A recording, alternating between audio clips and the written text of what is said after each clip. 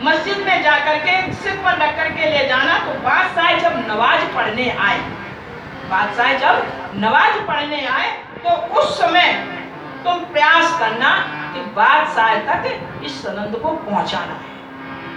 लेकिन जब शेख बदल जाते हैं और वहां बड़े प्रयास करते हैं, लेकिन बादशाह के जो कर्मचारी हैं वो वहां उन्हें मिलने नहीं देते हैं। जब मिलने नहीं देते हैं और जब कहते हैं कि अरे ये जो ग्रंथ है, जब तक तुम फारसी शब्द भाषा में नहीं लिखोगे तब तक बादशाह इस पर निगाह नहीं देगा। तो इसके लिए उन्होंने क्या किया कि एक कायम मुल्ला की खोज, कायम मुल्ला यानी फारसी शब्द भाषा को जानते थे, उनको नियुक्त किया और उनको नियुक्त करके लाल दास दरवाजा छोड़ करके, जहाँ लाल दास दरवाजा में रहते थे, लाल दरवाजा में, वहां से छोड़ करके सराय रोहिल्ला में आए। क्यों? क्योंकि ये क्या सी है कि कूटनीति है। कूटनीति धर्म नीति। तो कूटनीति होती है अपनी गोपनीयता को रखना, किसी को बताना नहीं। क्योंकि जब दुश्मन लोग होते हैं, अगर उनको आपका रहस्य मालूम पड़ जाएगा तो उस कमजोरी को पकड़ करके हावी हो जाएंगे। तो ऐसी परिस्थितियों में जहाँ विरोधाभास हो, हम परिस्थितियों में दुश्मनों के बीच में फंसे हों, उस समय में किसी को अपना नहीं बनाना चाहिए, अपना रहस्य, अपनी गोपनीयता नहीं बतानी चाहिए। क्योंकि बताने से कोई भी गोपनीय व्यक्ति आकर के आपको हमला कर सकता है। तो इसलिए महामती प्राणनाथ जी ने लाल दरवाजा छोड़ दिया और जाकर के कहाँ पहुंच गए? सराय रोहिल्ला में विराजमान हुए। वहां सिख धर्म के गुरु तेग बहादुर, जो 3 साल पहले आए थे 1732 में, किसके लिए? हिंदू धर्म की जागृति के लिए। उन्होंने वो भी हिंदू धर्म की जागृति के लिए कि ये मुसलमान, हिंदू को, सभी को मुसलमान बनाता जा रहा है, तो हमें हिंदू धर्म की जागृति करने है, इस उद्देश्य से आए थे। तो बादशाह ने क्या किया? वो उनको बंदी बना लिया और 1 साल बंदी बनाए रहा और 1 साल बाद उनका कत्ल करवा दिया। तो इसको देख करके महामती प्राणनाथ जी ने सोचा कि हमें ऐसे विरोधा जो दुश्मन पक्ष है, ऐसे दुश्मन पक्ष से कैसे बचना है कि एक स्थान पर निरंतर नहीं रहना है, क्योंकि उन्हें पता चल जाएगा कि फलानी जगह रह रहा है तो वो हमारे ऊपर हावी हो सकता है। इस प्रकार से महामती प्राणनाथ जी ने सोचा हमें धर्म युद्ध करना है। यह देख करके बादशाह से कैसे मुलाकात की जाए, इसके लिए दयाराम भाई ने, प्राणनाथ जी के जो खास शिष्य थे, उन्होंने महामती प्राणनाथ जी से कहा कि कतेब ग्रंथ में अच्छी तरह समझने के लिए हुसैनी तफसीर चाहिए। एक हुसैनी तफसीर पुस्तक है। तो बोले हुसैनी तफसीर पुस्तक अगर मिल जाएगी तो उसके मिलने से आपको कतेब ग्रंथ का रहस्य मालूम पड़ जाएगा। तो उसके लिए उन्होंने क्या किया कि बाजार में जाकर के, उस समय 38 रुपए की पुस्तक आई, उसको ला करके दिया और तफसीर हुसैनी ला करके जैसी प्राणनाथ को दी, वो जो कायम मुल्ला था, आज का थोड़ा अन्य लोगों को कम समझ में आएगा, केवल पुरानी जो मंत्र है वही उन्हीं को समझ में आएगी कहानी। तो जो कायम मुल्ला थे उनको पढ़ने को दी, वो पढ़ते जा रहे हैं, लाल दास जी समझाते जा रहे हैं और महामती प्राणनाथ जी सुनते जा रहे हैं। जैसे सुनते जा रहे हैं तो उसमें इन्ना इनुजुल्ला नाम आया। जैसे ये प्रकरण आया तो महामती प्राणनाथ जी ने एकदम समझा, अरे इसमें तो ब्रजरास जागनी का प्रकरण आया है, वर्णन आया है, तो ये तो परम धाम की बात है। फिर इसके बाद आगे उन्होंने पढ़ा तो आगे देखा कि उसमें आया इन्ना आतेना प्रकरण। तो इसमें क्या दिया? यमुना नदी, हौज कौशल और तालाब का वर्णन। बोले ये भी परम धाम का वर्णन है। तो केवल शब्द का भेद है, यानी इनके कतेब ग्रंथ में भी परम धाम है का वर्णन है, केवल भाषा का अंतर है। वो उर्दू भाषा है और हमारी हिंदी भाषा है, केवल भाषा का अंतर है। ये शब्द सुन करके महामती प्राणनाथ जी एकदम प्रफुल्लित हो रहे, आनंदित हो रहे। अरे कतेब में भी परम धाम का वर्णन है। और प्रसन्न होकर के कह उठे, सुनियो भीम मुकुंद जी। जब खुशी होती ना तो खुशी में भूल जाते हैं, आवेश आ जाता और भूल जाते कि हम क्या करें। तो कह रहे हैं, सुनियो भीम मुकुंद जी, उद्धव केशव श्याम, और हम पाती पड़ी महमद की, सब पाई हकीकत धाम। हमने सारा धाम, हकीकत माने ज्ञान, धाम माने परम धाम का पा लिया है कि इनके कतेब ग्रंथ में भी यही परम धाम का वर्णन है। अपनों घरों को इशार दे और न समझे कोई, और कोई तो समझे जो कोई दूसरा। ये केवल अपने ही जो ब्रह्म आत्माएं हैं वही इस ज्ञान को समझ सकती हैं और कोई नहीं समझ सकता है। जब ये बात सुनी और चिल्ला के सबको कह उठे और उन्होंने एक पत्र लिखा और बिहारी जी के पास भेजा। बिहारी जी से क्या भेजा कि जो सदगुरु देवचंद जी ने कहा था कि ब्रह्मात्माएं सभी जातियों में हैं, सभी प्रांतों में हैं, 14 लोकों के अंतर्गत हैं। तो ये हर जात में है, मुसलमानों में भी ब्रह्मात्माएं हैं और इनकी कतेब ग्रंथ में परम धाम का वर्णन है। हम सभी एक हैं, अनेक नहीं है। जब ऐसा पत्र भेजा तो बिहारी जी ने पत्र पढ़ा तो हड़बड़ा गए। क्यों? एक बादशाह है, औरंगजेब है, हिंदू धर्म तो कट्टर विरोधी है, और ऐसी महामती प्राणनाथ जी दिल्ली में पहुंच गए हैं तो वहां क्या साबुत बच के आएंगे? जब ये बात सुनी तो जाकर के बिहारी जी ने नागजी, संगजी और प्रेम जी, इन 3 सुंदर साथ को दिल्ली भेजा। जब दिल्ली भेजा, आए प्राणनाथ जी के पास। प्राणनाथ जी ने कहा कि अरे सुंदर साथ, ये हमारी गुरु वाणी है, गुरु की वाणी पर चलना शिष्य का धर्म है, क्योंकि गुरु हमें परमात्मा का मार्ग दर्शाने वाला होता है और ये मानव जीवन मिला परमात्मा की प्राप्ति के लिए। और जब परमात्मा की प्राप्ति के मार्ग पर चलोगे तो पथ में यदि सूल ना होते, जीवन का आवाज ना होता, मंजिल मंजिल ही रह जाती, मानव का इतिहास ना होता। कि अगर पथ में, रास्ते में कांटे नहीं है, विपत्तियां नहीं है, परेशानियां नहीं है, तो उस व्यक्ति का इतिहास में नाम नहीं है।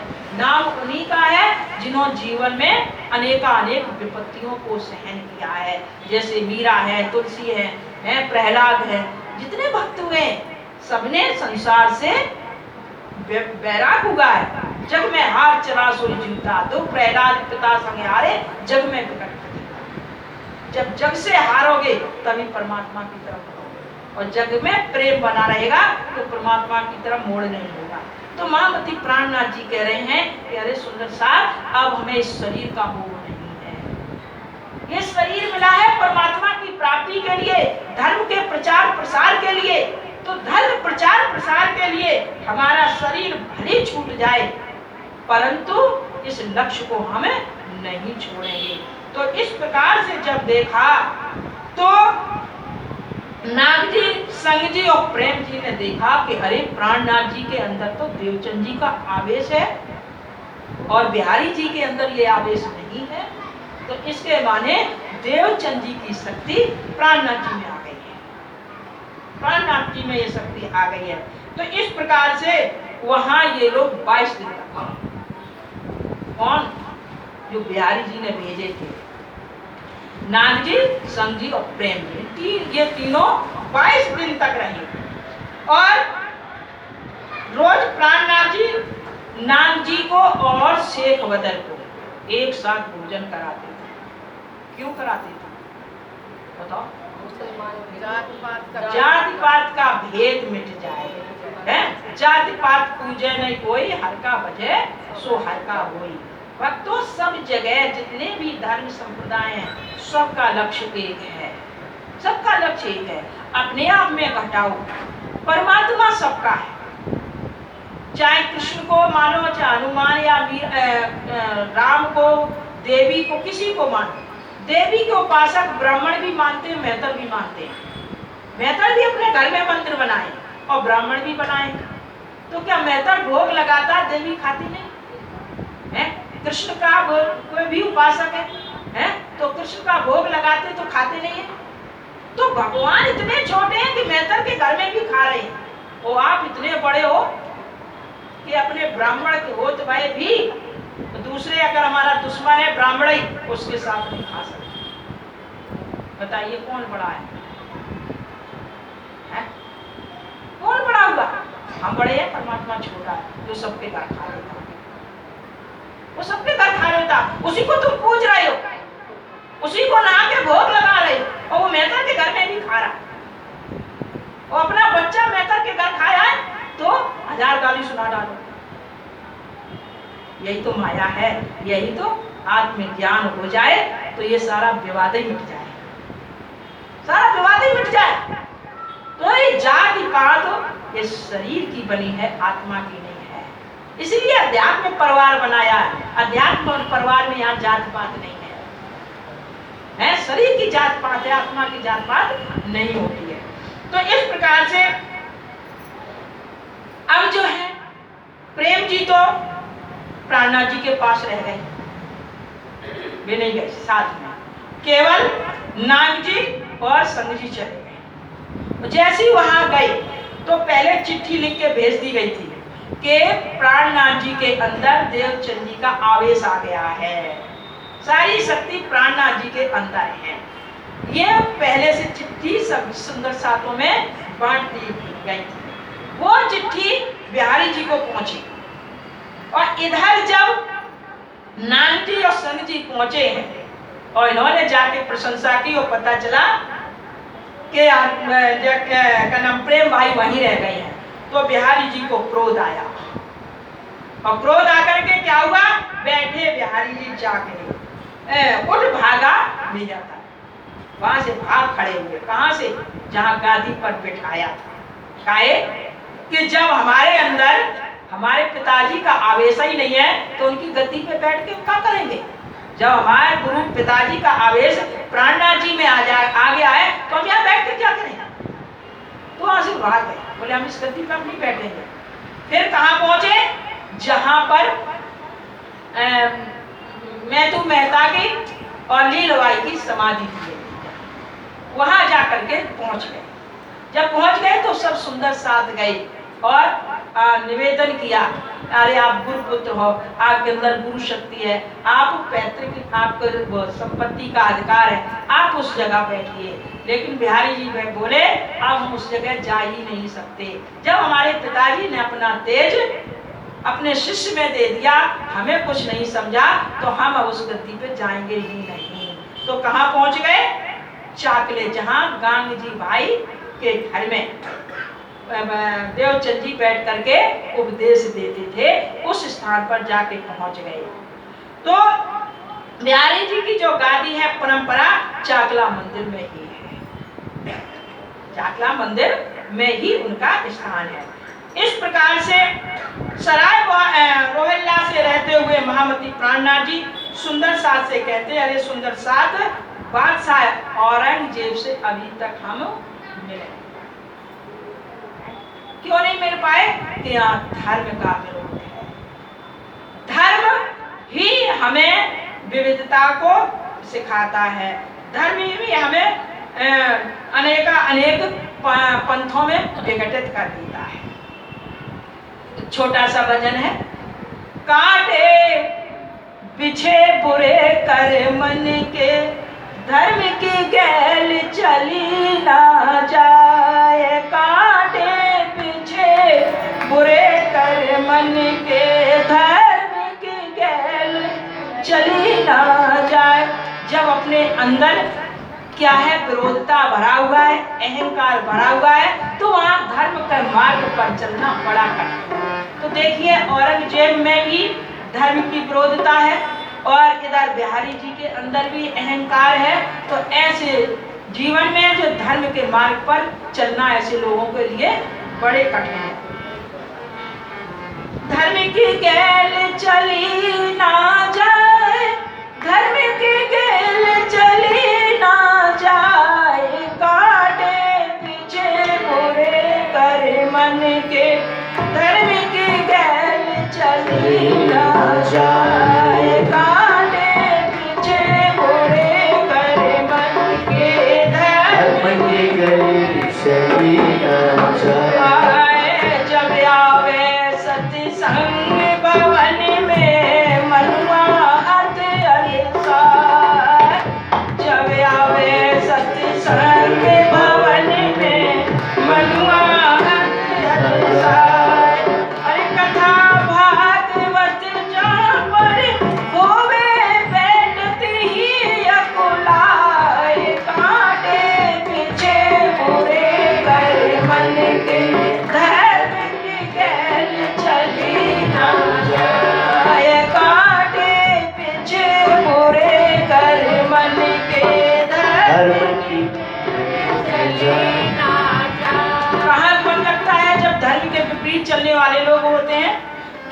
तमाशा खाने पाने में जीरा हर साल, तमाशा खाने पाने में जीरा हर साल।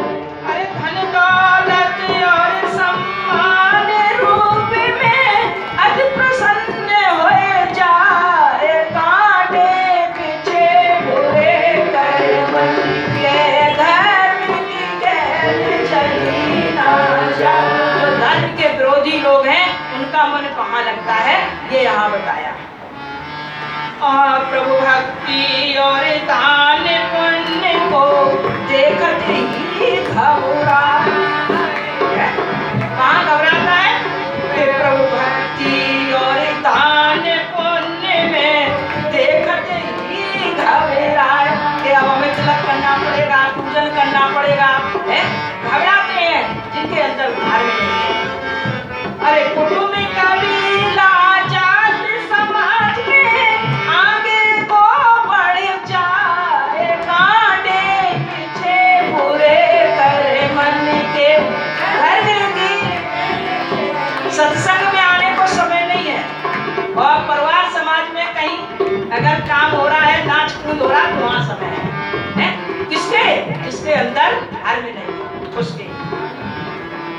मानव जीवन मिला धर्म को, व्यर्थ में जीवन बिताए। मानव जीवन मिला धर्म को, व्यर्थ में जीवन बिताए।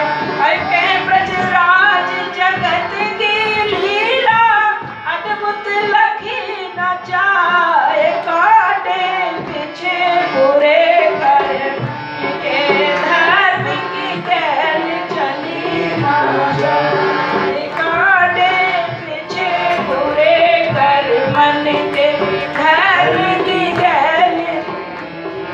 बोलिए सद्गुरु महाराज की जय।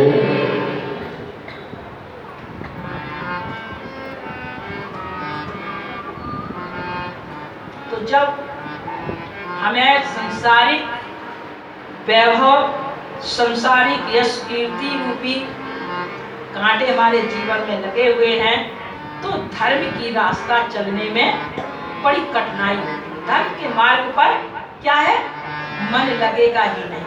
तो इसी तरह महामती प्राणनाथ जी कह रहे हैं, इस बादशाह जो है से कैसे मिला जाए और उसको कैसे संदेश दिया जाए कि पूर्ण ब्रह्म परमात्मा एक है, अनेक नहीं है, स्वरूप एक है, उसके रूप अनेक हैं, और तू कर्म कांड में फंसा हुआ है, और कर्म कांड करने वाले जीव को कर्म के अनुसार विविध योनियों में भटकना पड़ता है, परमात्मा की प्राप्ति नहीं होती है। ये कैसे संदेश दिया जाए, समय थोड़ा है, संक्षिप्त में बता रहे हैं। इसके बाद महामती प्राणनाथ जी ने क्या किया कि सुंदर साथ से सलाह मशवरा किया और कहा कि अब आप जो है, प्राणनाथ जी से कहा कि आप तो अनूप शहर में रहे, और लाल दास जी, शेख बदल, निर्मल दास और कानजी भाई मिल करके औरंगजेब बादशाह के जो 5 व्यक्ति हैं उनके पास संदेश भेजते हैं। इन 5 लोगों की गहराई से सुनना इसकी रूपकता है। 5 लोगों के पास संदेश भेजते हैं। पहला है शेख इस्लाम, जो उनका काजी है, और दूसरा है रजवी खान, जो उनका न्यायाधीश है, प्रधान न्यायाधीश औरंगजेब का, और तीसरा है शेख निजाम, वह प्रधान उस्ताद है। चौथा है आकिल खान, वह अमीर है, दिल्ली का सबसे बड़ा अमीर व्यक्ति है। और इसके बाद है सिद्दी पोदान, और वह उनका कोतवाल है। इन 5 यानी ये उसके 5 मुखिया, जैसे परिवार का कोई मुखिया आदमी हो, उसको अपना कैसे बनाना है? जैसे किसी को, आपको किसी के यहाँ संबंध करना जाना है, तो क्या उस आदमी को कैसे बस में करें? वो किसकी बात मानता है, तो पता चलता है उनका साला है, उनका फलाना दोस्त है, फलाना, तो उनसे जा करके आप मिलोगे और मिल करके उनसे प्रेरित करके फिर उस पर प्रभाव डालोगे। तो ऐसे ही यहाँ महामती प्राणनाथ जी ने इन जो इनके खास 5 सदस्य थे उनके पास चिट्ठी भेजने को कहा। और जब उन लोगों के पास ये चिट्ठी लेकर के जाते हैं और कहते हैं कि अरे कुरान में जो लिखा है कि हदीस इमाम मेहदी का अवतार होगा, बाइबल में लिखा है कि ईसा मसीह दोबारा आएंगे, अन्य धर्म ग्रंथों में लिखा है, भविष्यवाणी हुई है कि जो महान शक्तियां हैं पुनः अवतरित होंगी, तो वो सारी शक्तियां महामती प्राणनाथ जी के अंदर विद्यमान हैं। ये इमाम मेहदी हैं और इनके जाकर के दर्शन करो और ये आपका अवतार हो गया है। तो इस प्रकार से उन 5 के पास जब संदेश लेके जाते हैं तो उस चिट्ठी में लिखते क्या है महामती प्राणनाथ जी? कहते हैं कयामत के जो 7 निशान हैं। कौन से 7 निशान हैं? कि जो कदेव ग्रंथ में लिखा है कि इमाम आएंगे, उस समय कयामत के 7 निशान दिखेंगे। तो जबराइल धनी का जोश, जो जबराइल है उसमें धनी का जोश है, और असराफील है उसमें अक्षर की बुद्धि है, और आजूज माजूज है वो दिन और रात हैं, और शरीर के अष्ट धातु दीवार, जो अष्ट धातु की दीवार बताई है वो शरीर अपना अष्ट धातु से बना हुआ है। पृथ्वी अग्नि वायु और आकाश मन बुद्धि अहंकार, ये 8 आवरण से बनी हुई है, जिसको दिन रात रूपी चाट रहे हैं, जो दीवार को नष्ट करते जा रहे हैं। दीवार माने शरीर को दिन रात चाट रहे हैं, यानी शरीर को नष्ट करते जा रहे हैं। और पश्चिम में काला सूर्य उदय होगा। वो काला सूर्य क्या है?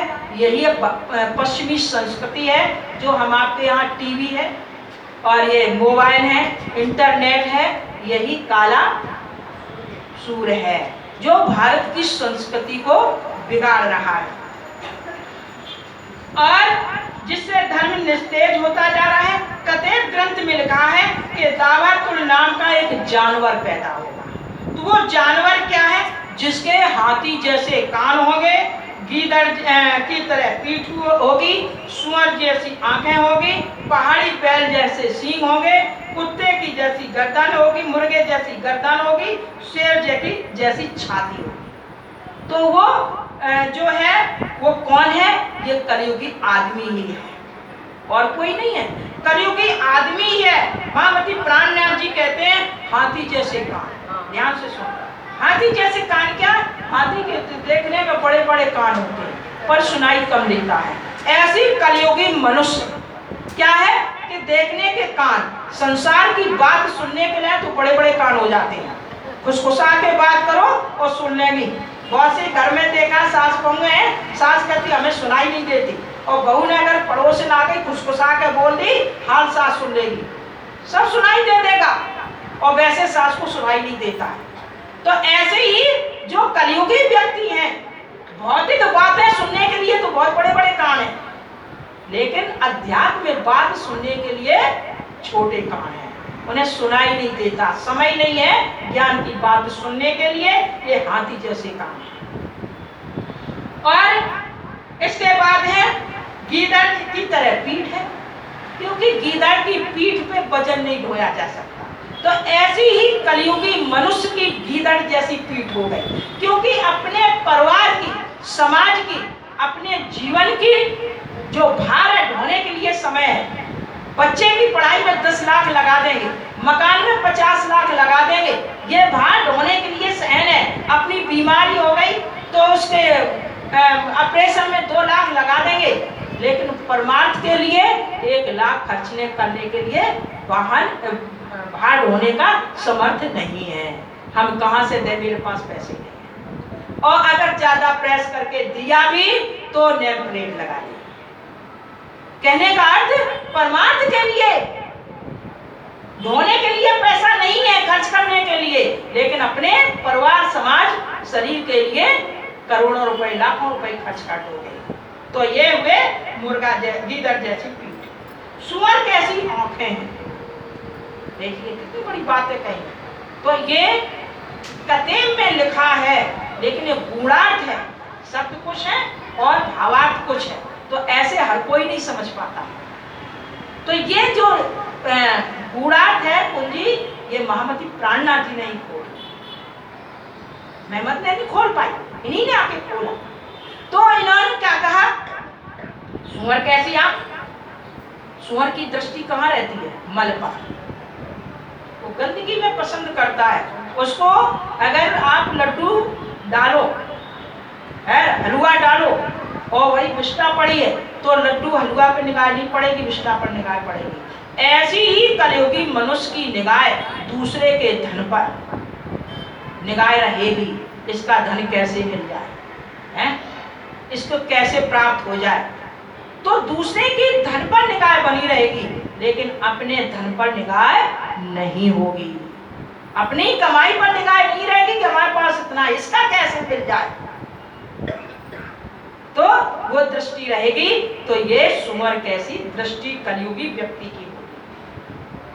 पहाड़ी बैल कैसी तरह, पहाड़ी बैल क्या करता है कि जहां मन होता तहां सींग लगा के ऐसे ऐसे खोदोड़ देता है, गड्ढा कर देता है, जहां मन हुआ सींग लगाए उछाल दिया। इसी तरह जो कलयुगी मनुष्य है वो जंगली बैल की तरह होगा, इधर उधर की बातों को उखाड़ेगा, निंदा करेगा, बुराइयां करेगा, हैं, इधर इधर परिस्थितियों की सुंदरता पर निगाह रखेगा, लेकिन परमार्थ पर निगाह नहीं रखेगा। परमार्थ के प्रति उसका उखाड़ नहीं होगा, परमार्थ के लिए धर्म की बातों को तो दबाएगा और भौतिक निंदा की बातों को उखाड़ेगा। इस प्रकार की प्रवृत्ति हो जाएगी, इसलिए वो जंगली बैल के समान होगा। और शेर कैसी छाती, शेर कैसी छाती क्यों कि शेर में दया नहीं होती है, दया भाव नहीं होता, तभी तो वो हर प्राणियों को हतन कर देता है। हम आपसे एक चींटी नहीं मरेगी जान में, अनजान में मर जाए बात अलग है, जान में नहीं मरेगी, लेकिन वो मनुष्य क्या हाथी सबको मार डालता है, उसके अंदर दया नहीं होती है। तो इसी तरह कलयुगी व्यक्ति में दया नहीं होगी, अपने स्वार्थ के लिए, अपने स्वार्थ के लिए हर प्राणी का हतन कर देगा, वो कर रहा है। अपनी पार्टी के जीत के लिए मर्डर करवा देता है, अपने स्वाभिमान के जीने के लिए मर्डर करवा देता है, अपनी जीत के स्वाद के लिए कितने प्राणियों का हतन कर देता है। तो ये क्या हुआ, निर्दयता। तो एक कलयुगी व्यक्ति होंगे। इसके बाद इसके क्या है, मुर्गे कैसी गर्दन होती, मुर्गे की गर्दन कैसी होती, झुकती नहीं है। तो ऐसी ही कलयुगी मनुष्य की मुर्गे कैसी गर्दन होगी, क्यों कि कहीं भी धर्मार्थ में जाकर के गुरु संत जनों के सामने मंदिर में झुकेगा नहीं, झुकेगा नहीं झुकेगा, बस ऐसा किया तो ही नहीं झुके, घुटना झुके वो भाई पड़ा, झुकेगा नहीं। किसी संत गुरुजनों के सामने जहाँ कथा भागवत हो रही, मंदिर है, झुकेगा नहीं। अपनी भारतीय संस्कृति की जो परंपरा है प्रणाम करने की, गुरुजनों को कैसे प्रणाम करना चाहिए, हमेशा झुक करके, दाना ऐसे क्रॉस बना करके, क्योंकि उनका चेहरा पूरब की तरफ है, हमारा पश्चिम की तरफ है, उल्टी दिशा है, ठीक। तो उनका जो दायां पैर हमारा दायां हाथ होगा, तो इस तरह से हम करेंगे। आगे समझ में, तो दायां पैर दायां हाथ रखिएगा, इस दाएं पैर पे दायां एवं बाएं पैर पे बायां। जब जिस अंग का, जिस दिशा का अंग का हम स्पर्श करेंगे, तब उनकी ऊर्जा हमारे अंदर आएगी। ये प्रणाम करने की क्षमता है, ऐसे प्रणाम करने से उनकी शक्ति आपके अंदर आएगी। ये जो तरंगे होती हैं, हम आप परिक्रमा क्यों लगाते, तरंगों का बड़ा प्रभाव होता है, संगति का प्रभाव होता है। हम आपके सबके शरीर से तरंगे निकलती हैं जो दिखाई नहीं देती हैं। अगर प्रमाण के लिए, जैसे कहते हैं 6 रोगी, टीबी वाले रोग के को घर में नहीं रखते, काहे कि उसके कीटाणु फैलते और लोगों को लग जाते हैं। वैसे कई जुकाम वाले, खांसी वाले के कीटाणु दूसरों को लग जाते हैं। भाई खांस तो हम रहे, तुम्हें कैसे लग रहे हैं? क्यों? क्योंकि जो तरंगे हैं वो कीटाणु उड़ रहे हैं। तो ऐसी हमारे शरीर के जो तरंगे हैं चारों तरफ घूम रही हैं और जैसी संगत करोगे उसके गुण आपके अंदर आएंगे। प्रमाण है, जैसे पति पत्नी का संबंध हो जाता है, पति क्रोधी है और पत्नी नम्र स्वभाव की है, तो धीरे धीरे पत्नी भी क्रोधी बन जाती है। कहाँ तक सहन करते करते वही जोश में भी आने लगता है। वो कहती है खूब सहन कर लिया, हमसे सहन नहीं होता। क्यों नहीं होता?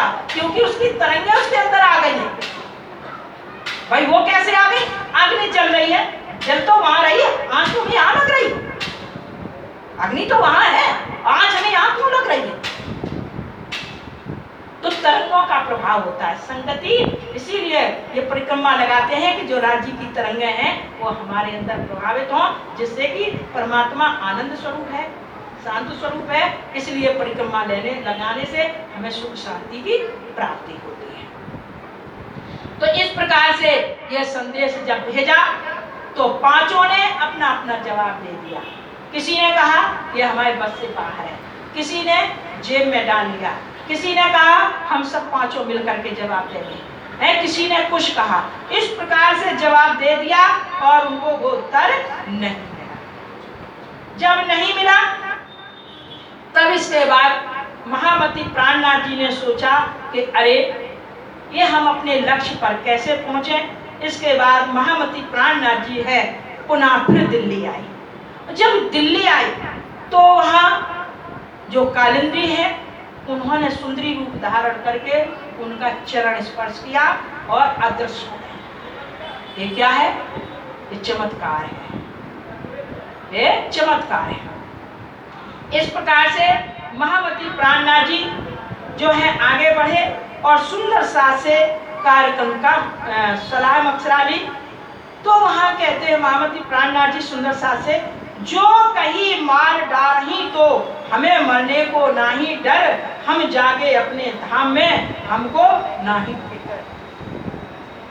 सब सुंदर साथ कह रहे हैं कि महाराज हम धर्म के निमित्त निकले हैं, हम अपने शरीर की लक्ष्य प्राप्ति के लिए निकले हैं। यदि हमें इस धर्म की प्राप्ति के लिए मरना पड़े तो हमें इसके लिए कोई गम नहीं है। इसलिए हमें आगे कदम बढ़ाना है। अगर मर जाएंगे तो अंतमति सोगति, हमारी सुरता परम धाम में है तो वहां पहुंचेगी, और अगर जीवित रहेंगे तो हमारे निमित्त हजारों लोग जागृत हो जाएंगे, वो हमें यश वैभव मिलेगा। तो इसलिए हम पीछे नहीं हटेंगे। गीता में भी भगवान कहते हैं हतो वा प्राप्यसि स्वर्गा जित्वा वा मोक्ष से महिम तस्मात् तिष्ठ कौन्तेय युध्याय कृत निश्चय। भगवान श्री कृष्ण अर्जुन से कहते अरे अर्जुन तुम इस युद्ध में मरने के लिए पीछे मत हटो। क्यों? कि अगर इस युद्ध भूमि में मरोगे, ये कर्म भूमि है, युद्ध भूमि में मरोगे तो स्वर्ग की प्राप्ति होगी, अगर जीवित रहोगे तो पृथ्वी का भोग मिलेगा। तो भक्तों ये जो संसार है यही कुरुक्षेत्र है। हम आप कुरुक्षेत्र में बैठे हो और जो धर्म के निमित्त युद्ध करने वाला है वही अर्जुन है, और जो अधर्म संसार के निमित्त लड़ने वाला है वही कौरव वंश है। आज भी वो युद्ध है। जो धर्म निमित्त लड़ने वाले अर्जुन हैं और उसको कृष्ण रूपी परमात्मा सहयोग देता है तो उसकी जीत होती, जो धर्म के निमित्त लड़ता है। इस प्रकार से जब सभी सुंदर साथ ने निश्चय कर लिया और क्या बोलते हैं अरे वो जब जीत जाते हैं उसको क्या लेते हैं, ध्यान दिमाग से चल रहा, शपथ तब महामती प्राणनाथ जी कह रहे हैं कि अरे आप लोग इतने परिश्रम कर रहे हो, भूख प्यास की चिंता नहीं है और धर्मार्थ में लगे हुए हो, तो कह रहे हैं आपका केवल आशीर्वाद चाहिए। इस धर्म युद्ध में हम पीछे न हटें, इस धर्म युद्ध में हम पीछे न हटें, यही हमें आशीर्वाद चाहिए। इस प्रकार से महामती प्राणनाथ जी ने 12 मोमिनों को तैयार किया। वो कौन से हैं? लालदास, कायम मुल्ला और स्वयं जी भाई और खिमाई भाई, चिंतामणि, गंगाराम, शेख बदर, भीम भाई, गंग भाई, दयाराम, चंचल, बनारसी, 12 मोमिन तैयार किए। भक्तों अब समय थोड़ा है, संक्षिप्त में हम बताए दे रहे। तो यहाँ किसके लिए मरे? क्योंकि हमारा जो ये धर्म है, ये समाज है, हिंदू समाज विविध धर्मों में बढ़ता जा रहा है, विविध संप्रदायों में बढ़ता जा रहा है। तो ये महान पुरुषों का कर्तव्य है कि प्रेम रूपी धागा में जो विविध जाति पात भेदभाव संप्रदाय मत आदि रूपी विभिन्न फूल हैं, उन फूलों को प्रोह करके उस प्रेम रूपी धागा में माला बना करके प्रभु चरणों में समर्पित करना। कहने का अर्थ प्रभु भक्ति में जोड़ देना, यही महान पुरुषों का कर्तव्य है। तो अब ये क्या है? देखिए, महामति रूपी जीव है, ध्यान से सुने। और जो बादशाह है वो अहंकार है, और जो 5 उनके मुल्ला हैं वही उस अहंकार के 5 विषय हैं, जो अहंकार को यही विषय और उत्तेजित करते बढ़ाते हैं। विषय कौन है? रूप, शब्द, गंध, रस, स्पर्श, यही 5 वो उसके कौन है? जिनको संदेश दिया है और उन्होंने टाल दिया। तो यही हमें अहंकार को बढ़ाते हैं। तो यही औरंगजेब तक सूचना दी है, नहीं दी। क्यों? और उनके अहंकार को बढ़ाने में सक्षम है। इसके बाद महामति रूपी जीव ने 12 मोमिन तैयार किए। 12 मोमिन माने कि जब 6 विकार काम क्रोध लोभ मोह मद मत्सर इन 6 को बस में कर लेंगे, इन 6 को, और 4 पुरुषार्थ धर्म अर्थ काम मोक्ष को, और किसको? मन और बुद्धि को। मन और बुद्धि के 12 इस जीव के ये 12 मोमिन हैं। इनको जब बस में कर लोगे तो ये प्राणनाथ रूपी जीव, ये बादशाह रूपी अहंकार को बस में कर लेगा, अर्थात वो परास्त हो जाएगा। बोलिए सतगुरु महाराज की। ये संदेश यहाँ तक की आज कथा हुई। आइए, समय कम है। इसके बाद महामति प्राणनाथ जी कहते हैं कि भक्तों, एक दूसरे का सम्मान करना सीखो। भाई, हम जब सम्मान देंगे तो हमें सम्मान मिलेगा। आगे सच में सम्मान दोगे तो सम्मान मिलेगा। एक दूसरे का सम्मान करना सीखो और धर्म पर लड़ो मत, धर्म पर लड़ाई मत करो। हमने क्या बताया कि पृथ्वी एक है और पृथ्वी पर हर जगह मौसम अलग अलग है। कहीं तो गर्मी ज्यादा, कहीं तो बरसात ज्यादा, कहीं गर्मी सर्दी है, कहीं कुछ अलग अलग भौगोलिक पर्यावरण है, सब जगह अलग अलग है, लेकिन पृथ्वी एक है। ऐसे ही हम आप उस परमात्मा के एक है, सभी परमात्मा के ही अंश हैं, लेकिन अपने भौगोलिक पर्यावरण के आधार पर हम जिस लोक से आए हैं उस लोक के हमारे अंदर संस्कार हैं, वो नहीं छूट सकते। आगे समझ में, वो हमारे संस्कार नहीं छूट सकते हैं। इसलिए कोई भी किसी भी धर्म में है उसका विवाद मत करो। प्रेम से किसी को जीत सकते हो, वैमनस्यता से नहीं। तो प्रेम करो। तो महामति प्राणनाथ जी कहते हैं कि विवाद मत करो, प्रेम करो, आदर करो, सम्मान करो और धर्म विश्व में शांति स्थापना करो। धर्म ही विश्व का कल्याण करता है। धर्म ही, क्योंकि धर्म ही मनुष्य का कल्याण करता है। ऐसा न विद्या तपो न दानम ज्ञानम न शीलम गुणो न धर्मा ते मृत्यु लोके भूरि भार भूता मनुष्य रूपेण मृगाशंति। जिसके अंदर दया नहीं है, ज्ञान नहीं है, क्षमता नहीं है, सहनशीलता नहीं है, सेवा भाव नहीं है, वो इस पृथ्वी पर मनुष्य तो है पर बिना सींग और पूंछ के पशु के समान है। तो धर्म ही प्रधान है। सर्वे भवन्ति सुखिना सर्वे सन्तु निरामया सर्वे भद्राणि पश्यन्तु मां कश्चित् दुःख भाग भवेत्। ये सुबह उठ के चिंतन करो, इसका चिंतन करो कि सर्वे भवन्ति सुखिना, सभी सुखी हों। जब सभी सुखी होंगे, हम यहाँ कहें सभी लोगों को प्रसाद मिलेगा, तो उसमें क्या आप छूट जाओगे? तो आपको भी मिलेगा। तो सर्वे भवन्ति सुखिना, सभी सुखी हो, तो जब सभी सुखी होंगे तो उसमें हम भी आ जाएंगे। सर्वे भद्राणि पश्यन्तु, सबको कल्याण की दृष्टि से देखो। तो जब हम सबको कल्याण की दृष्टि से देखेंगे तो हमें भी कल्याण की दृष्टि से देखा जाएगा। सर्वे भद्राणि पश्यन्तु मां कश्चित् दुःख भाग भवेत्, किसी को दुख ना हो। ये भाव रखो, इस भाव के जीवन यापन करोगे तो मनुष्य जीवन का कल्याण है। और अगर एक दूसरे से विरोध करते हो, धर्म से धर्म की निंदा करते हो, तो वास्तव में धर्म अनुयायी नहीं है। ये महामती प्राणनाथ की वाणी है। बोलिए सतगुरु महाराज की। चौपाई दोहराइए। महामती कहे मोमिनो, महामती कहे मोमिनो, ये भी तक कही हम तुम, ये भी तक कही हम तुम, आगे जो मजबूर हुआ, आगे जो मजबूर हुआ, सोए बताए हम, सोए बताए हम, सोए बताए हम, सोए बताए हम। बोलिए सतगुरु महाराज की जय। अब एक भजन सुनिए।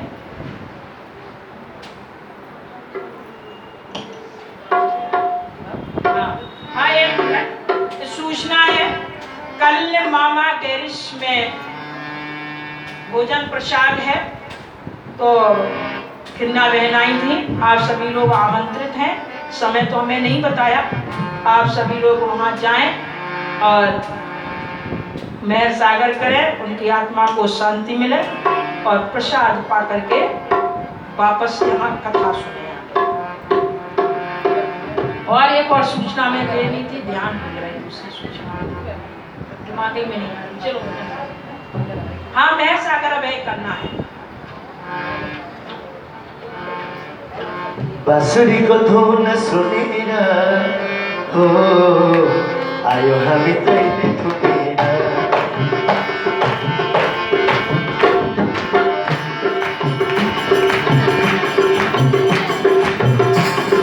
बांसुरी को धुन सुनी ना, हो आयो हमें तैने धुनी ना, मेरा आयो हमें तैने धुनी ना।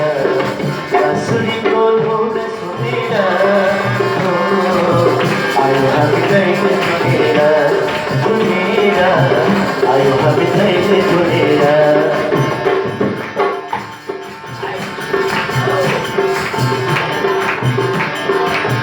श्री राधे। तुझे बचाओ दे, हमारा बैंक वाला भाई तो मस्त। बांसुरी को धुन सुनी ना, हो आयो हमें तैने धुनी ना, मेरा आयो हमें तैने धुनी ना।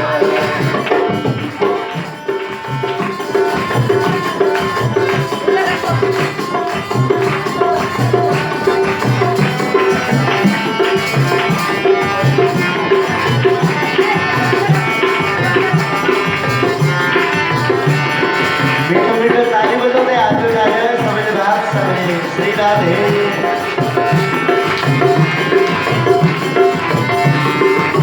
गोकुलम छौकी तिमी मथुरा छौकी, गोकुलम छौकी तिमी मथुरा छौकी, घर घर दौडी दौडी आँगन खाँद छौकी, घर घर दौडी दौडी आँगन खाँद छौकी। कति बस्नु तिमीलाई सम्झेर ए श्यामा, कति बस्नु तिमीलाई सम्झेर, हो बाँसुरीको धुन सुनेर, हो हामी तैने धुनेर, हामी हामी तैने धुनेर। बाँसुरीको धुन सुनेर, हो श्री राधे। खै त मिठो मिठो ताली बजाउनु भएको, त्यो आज मेरो भाव समझे, यहाँ हुन नचाहिकन।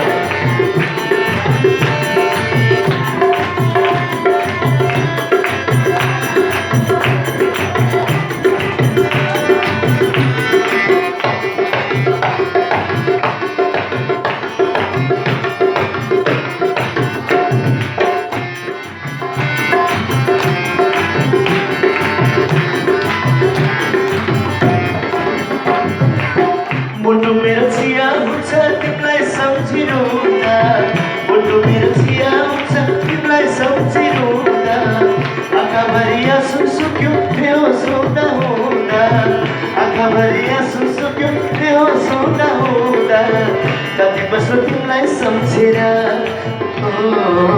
कति बस्नु तिमीलाई सम्झेर बाँसुरीको मुरलीको धुन सुनेर आयो हामी पहिले धुनेर आयो हामी धुनेर बाँसुरीको धुन